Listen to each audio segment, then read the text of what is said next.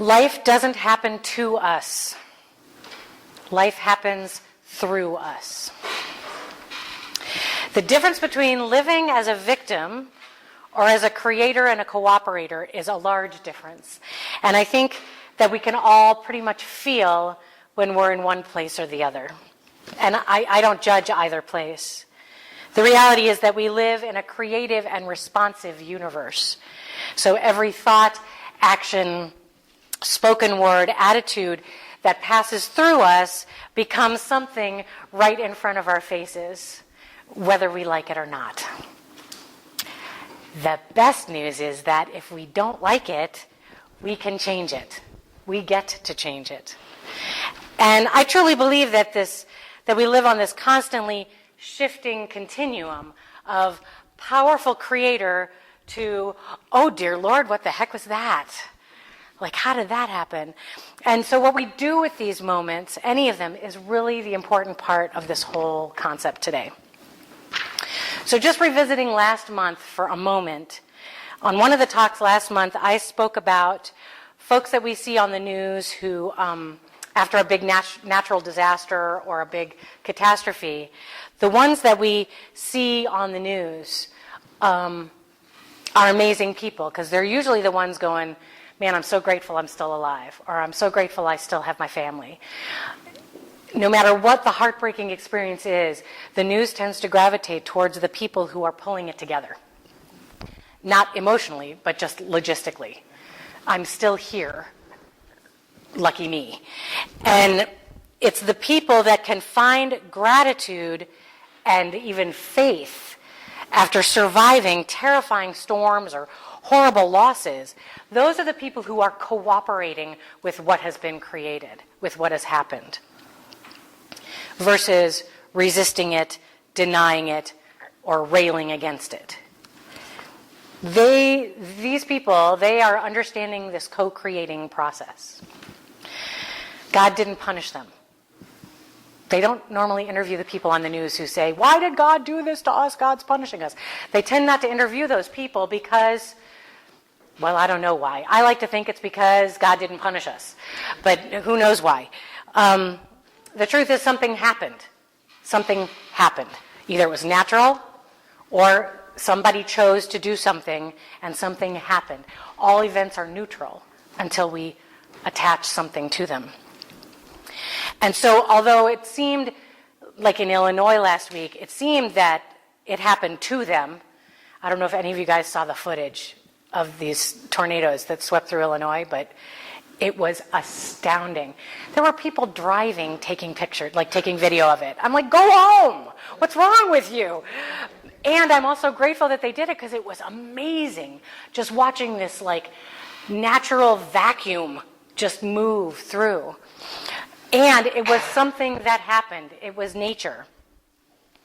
And so although it does seem at times that things are happening to us, it simply isn't true. Because life doesn't happen to us, it happens through us. So for me, understanding the creating and God bless you, the creating and cooperating process is kind of like this expression I heard this week that I've interpreted a new and different way. But the expression is having our cake and eating it too. Isn't that kind of the point of cake? So it's really a simple idea. There is cake. I am eating that cake. Sometimes the cake tastes yucky. And sometimes it's delicious. There's always cake, though. Like, there's never not cake. Life is always life. Cake is always cake. I'll justify anything to eat cake. Just watch me. I can create anything. So, Ernest Holmes, who is the founder of the Science of Mind philosophy, talked a lot about creativity and the creative universe and co-creation. And he learned it from teachers who were masters of this. People like Emma Curtis Hopkins, whose brilliant writings about the creative universe, and Judge Thomas Troward, who all of them learned from the originator of New Thought, Phineas Quimby, who was an amazing man. If you read about him in the 1800s, he was talking about how our thoughts create our experience. Phenomenal. So there were so many great teachers long ago, and there are still great teachers now. And they all understand this idea about creating and cooperating. So Ernest Holmes wrote in the Science of Mind textbook, and for those, if anybody's not familiar with the phrase science of mind, it's not Scientology. I just like to say that right up front. He wrote, "We use a creative power which does not need to be urged or forced into action. It is its nature to act, and because we are as we are, it is its nature to act creatively upon the images of thought that we impress it with. We do not create energy, we distribute it." So this universal intelligence responds to what we put out and then gives it back. It's a lot of accountability. So we cooperate with what's creating. So think about gravity for a minute. Do you remember swings, playground swings? So imagine for a moment that you're on a swing and you're just going to town. You're just, woo, it's fabulous. And then all of a sudden you decide you don't want to go this way, you want to go side to side. Try to change. While you're in the midst of doing this, try to suddenly do this. It's hard. It's hard. There's a lot of resistance. I mean, it's probably not totally impossible. You could probably force it, but it wouldn't be fun or comfortable or easy. Or think about waves in the ocean. When you're standing in the ocean and you're gently being rocked by the incoming waves. Oh, it's so nice. But then think about those times when you don't want to be gently rocked and you just want to stand still and the waves are pushing you. And you're trying to resist the waves, and you're getting irritated because the water is pushing you around.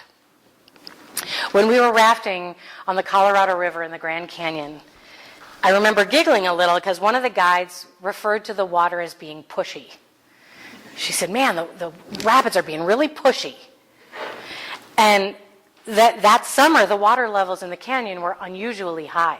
And even the guides were like, some of the rapids they were scouting, they're like, "Well, this isn't good." And we lost some of our campsites because they were underwater. I mean, it was just like the river was having its own experience. And so they were having their own experience with that. We didn't know the difference. It was our first time. So it was like, yay, and meanwhile, they're like, the water's pushy. And I laughed because when we first started on the journey, I anthropomorphized the river so that I wouldn't be scared. I made the river playful and fun and dancing so that when we were going through rapids, I would have some way of enjoying myself other than like white-knuckled, "God, please don't let me die." So I would say, "Oh, look, the water's dancing. It wants to splash me in the face. Oh, it's so playful," right? So, so just like the swings, well, the key part about that pushiness versus playfulness, I wasn't rowing. I wasn't in charge of rowing the boats. They were in charge of rowing, and those oars were big and wooden and heavy, and they were getting pushed around. And so, like with the swings, the guides on the river, it was their job to resist what was happening.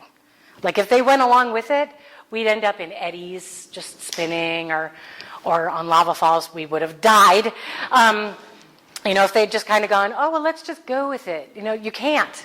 These rapids are serious, and they were responsible for our lives. And so they had to resist and go against and not cooperate with the pushy water.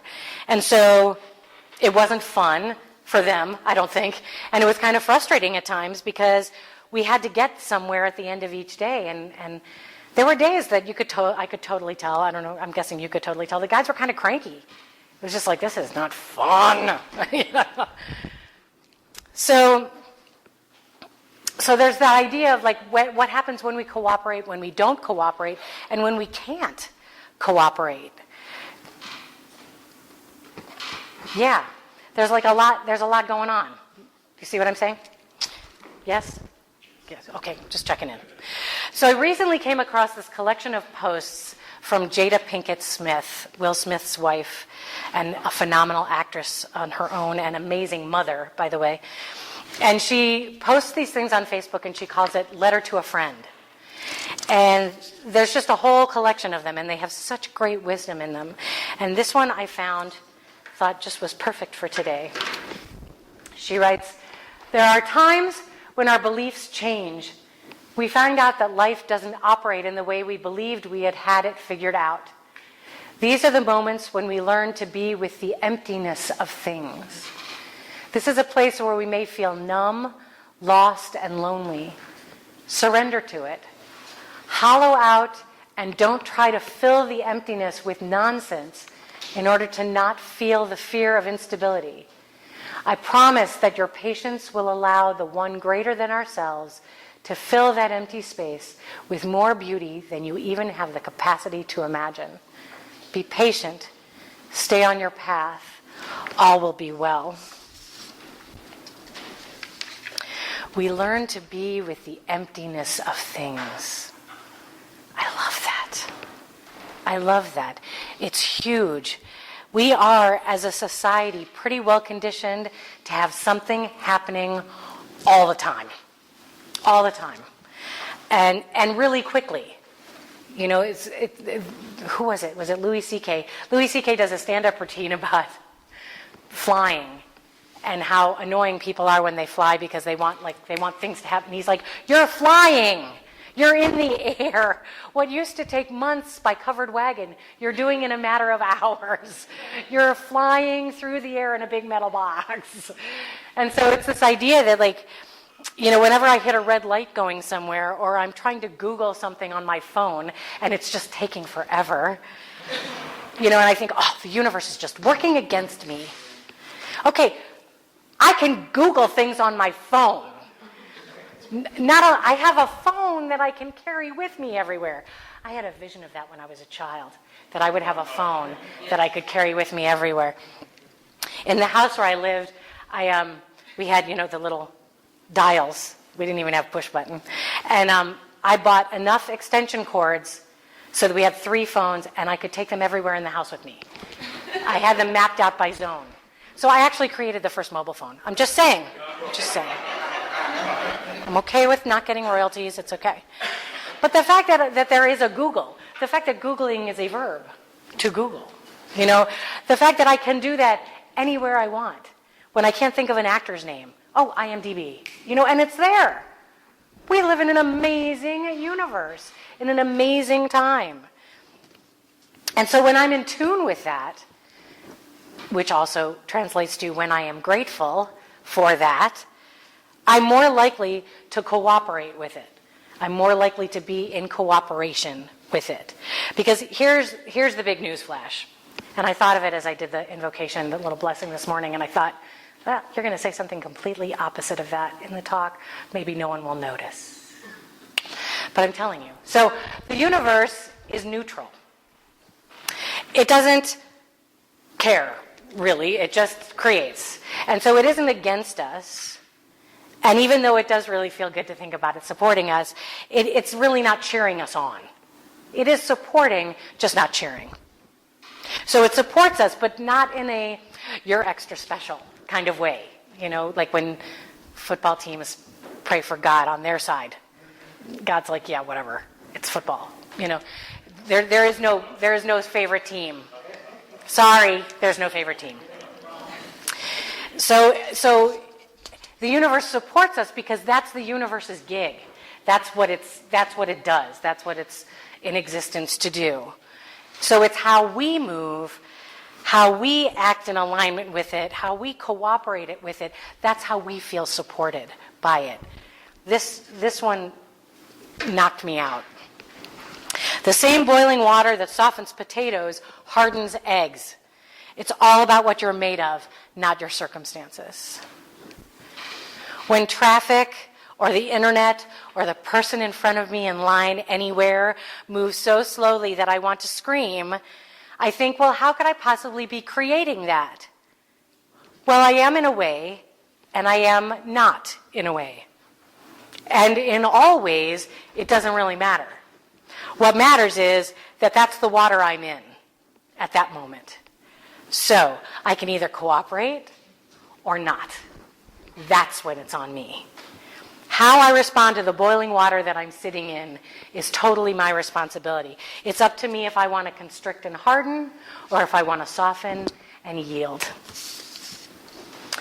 I've spoken before about my time in Assisi, my experience and our time in Assisi. And I just want to bring it up because, again, in this situation, I moved through some incredibly sacred, historic, ancient places. And I was surrounded by people who appeared to be missing the whole experience entirely. Just tromping on through, and that was it. And meanwhile, I'm sobbing and I'm crying and I'm, Brother Francis was here, And they're like, yeah, when's lunch, And it was the difference between a tourist and a pilgrim. And it was a challenge for me not to judge that, because there's nothing wrong with being a tourist. Thank God for tourists. It was hard for me not to judge them. So in those first few moments when I encountered that reality, I was not cooperating with what was happening. Because of my own resistance to what was happening around me, I was creating a little hell for myself in the one place that I had always wanted to visit. Here I was in my Mecca, and I was creating hell for myself. It was ridiculous. So there's this quote from Kevin Anderson from the book Divinity in Disguise, and he says, "The sacred is everywhere in full view. When we cannot see it or feel it, it is we who have concealed it from ourselves." I was in my Mecca, and I was creating hell for myself because I was so busy being annoyed by the other people who weren't having my experience. That's insane. That is insane. So once I realized the truth of what was happening, I realized that it was on me. I needed to bring the holy to the holy. And often in our lives, that's all we really need to do. When we have the opportunity to experience something powerful, it's on us to bring to the table some of what we want to find there. The universe has much to offer. So do each of us, because we're a reflection of it. So bring your holy to the holy. Bring your best to have the best experience so that we can cooperate. By changing my mind and cooperating with the reality that was around me without participating in it, like I didn't have to be like the tourist, I could still be the pilgrim amidst the tourists. I created a new experience, a much deeper experience, the experience that I really wanted to have. Now, the trick is, when I can accomplish that at a movie theater, I'll have it made. I still can't go to movie theaters. However, it'll be a miracle when I can. So I'll keep you posted. Hi. All right. So everybody has a little piece of paper and a pen, yes? Yes. Yes. So I want to share a spiritual practice with you today, because I feel like the spiritual practice is perfectly tied into the creating and cooperating. It's something that will just start here. This is just sort of a surfacey experience. And then if you're interested, we can follow up. We can do it other times. We can talk more about that later. So visioning, as defined by Reverend Michael Beckwith, is about becoming a space of deep listening, available to hear Spirit's highest vision or idea, a process by which we hear, feel, see, and catch God's plan for any particular project we're working on. This is not visualization. With visualization, we are still controlling the experience. We are imagining and creating images of what we want to have or be or do. Where visualization gets in our way, visioning gets us out of the way completely. It's like what Jada Pinkett Smith was talking about. It's allowing ourselves to be in the emptiness. And once we arrive at that emptiness, we can use visioning to catch God's idea. And if the word God is sticky, then it's the universe. Allness, whatever word works. So we're not telling the universe what we want. We're making space to receive the information by sharing what our ultimate goal is and then getting out of the way. So it's a process that perfectly demonstrates creating and cooperating. In this process, we are creating a space for spirit to express itself fully. We're creating an open container to get that communication, to get past our conscious mind, to get past all the noise. And then while visioning and continuing on after visioning, the cooperation process takes place, because when we get out of the way during the experience, we allow ourselves to receive, and then once we receive, we can begin to live the vision. And it's not always right away. Visioning is not a, like, let's do this one time and get an answer, oh good, I can move on now kind of process. We get bits, we get pieces. Sometimes we get things that make no sense at all. I always get daisies. That's how I know I'm in the right space. I get daisies. But then I'll get like an Almond Joy chocolate bar, which makes no sense because I don't like coconut. So it's, it can be anything. It can be anything. And so we learn more information each time we vision. So as more becomes clear, we can move in the direction that our visioning leads us. Sometimes we can get information for immediate movement, sometimes not. So today, what we're going to do, I'm calling it a mini vision. We're like a baby vision. Just to give you an introduction. So what I'd like you to do, I'd invite you to do, is to close or lower your eyes wherever you feel comfortable in the room, to go within to yourself, into the emptiness of things. And recall a time in your life when you experienced absolute unconditional love. This can be from a parent, a teacher, a pet.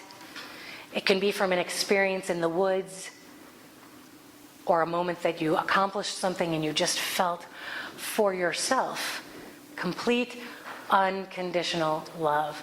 Just sitting in that memory, remembering the sweetness of that, feeling that whole experience of unconditional love.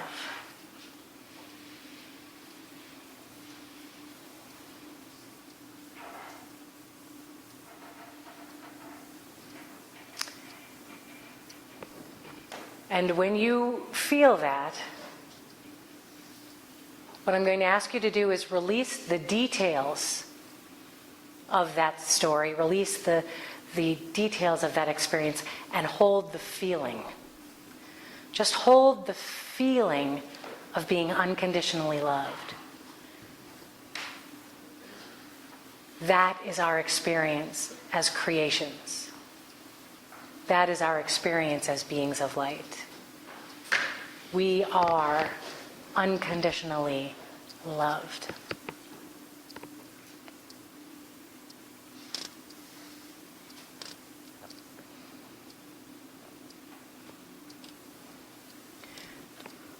Staying in that space, as I said, this is a mini vision, so we're going to move through it a little bit faster than we normally would. We're just going to get a feel.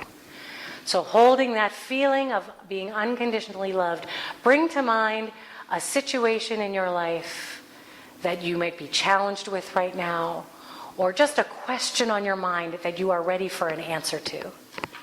Something that's been weighing or just kind of poking. It can be related to employment or moving or a change in ourselves. It can be a conflict that we're working through. Bring that situation to mind.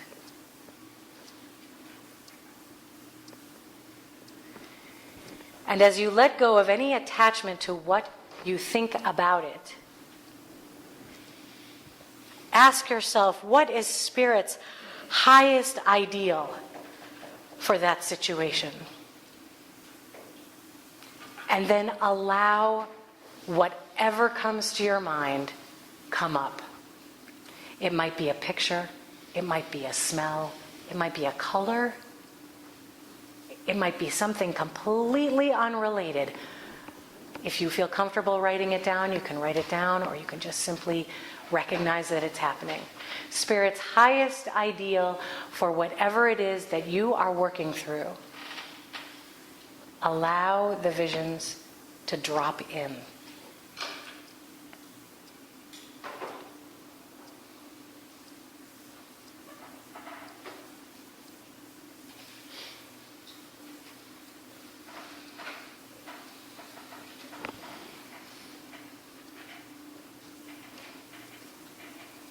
And as you think on this more, think about this next question. What must I become to empower this vision, to allow this vision to come through? What must I become to allow what I want to be, to resolve it, to understand it? What must I become? And again, don't think it through. Just allow whatever comes to come.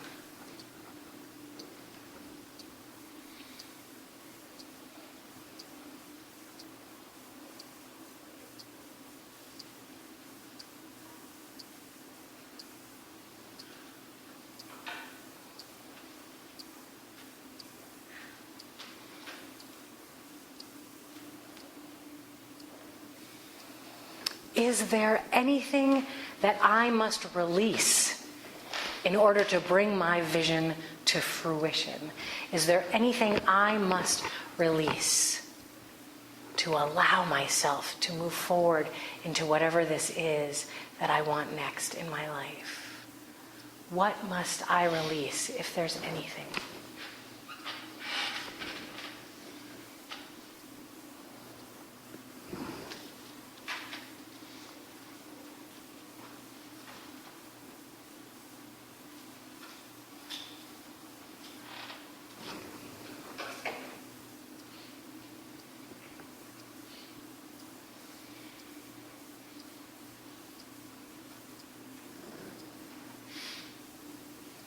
And what, if anything, must I embrace? Is there something I must embrace to allow this vision to be? What is that, Spirit?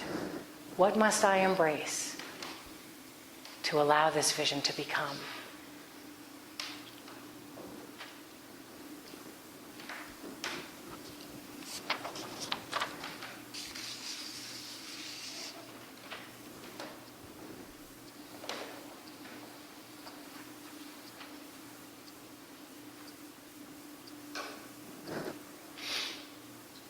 And is there anything else that I need to know? And this is that moment where any number of visions, smells, colors, objects, words, ideas, anything can drop right on in. Is there anything else, Spirit? Anything I need to know? Catching God's highest ideal.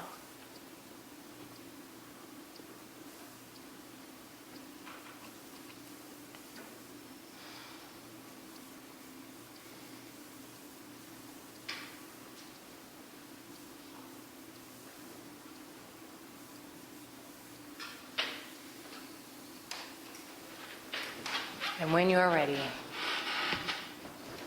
return to the room, return to your presence in the chair.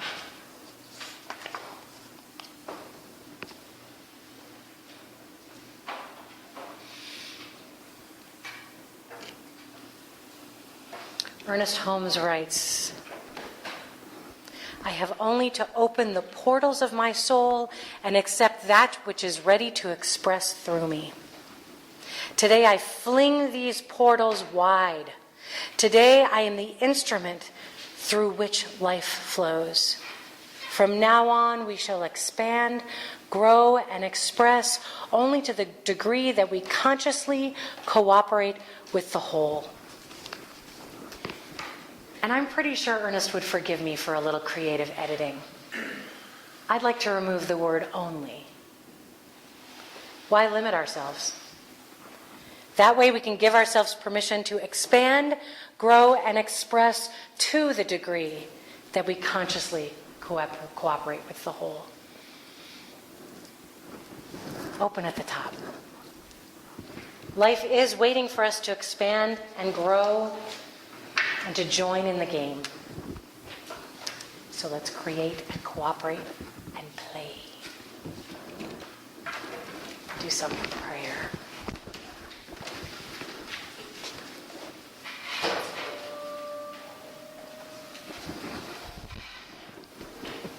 Visioning itself is something of a prayer,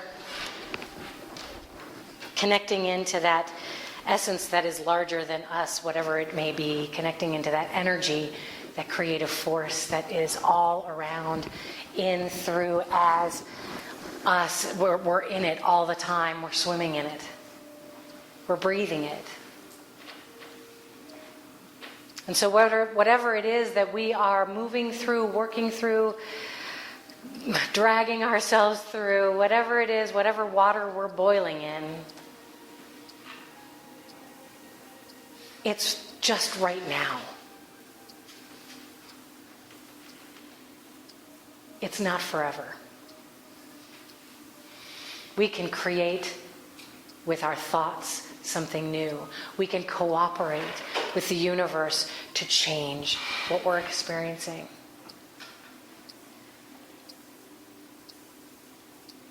And so I hold in prayer all those who have reached out, all those who have not. I hold in prayer all of the kids that I work with as we move through a lot of changes. I hold in prayer those who are leaving the planet, that their journeys are peaceful. I hold in prayer each and every person here and in the sound of my voice,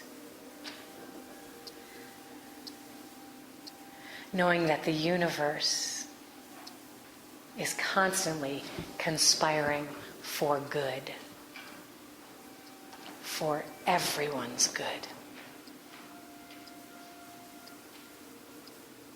And so when we cooperate and we get in the flow, we can enjoy life. What a concept. With deep gratitude and increased awareness, I give thanks for the process of learning and growing and expanding. Amen. Ashe.